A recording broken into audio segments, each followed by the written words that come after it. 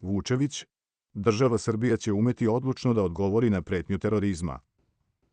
Subota, 29. jun 2024. godine u 14:01.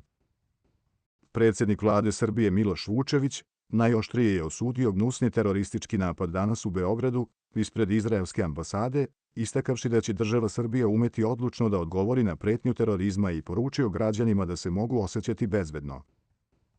Premijer Miloš Vučević saopštio je da je napad ispred ambasade Izraela akt bezumlja koji se ne može pripisati ni jednoj religiji i ni jednom narodu.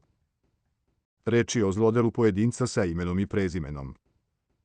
Stoga pozivam građane da ostanu mirni i ne podležu propagandi onih koji bi želeli da nas međusobno zavade, saopštio je Vučević povodom ranjavanja pripadnika žandarmerije ispred izraelske ambasade.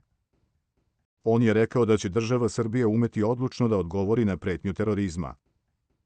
Svako ko je mislio da nas može destabilizovati ovakvim nepočinstvima, prevario se, naveo je premijer.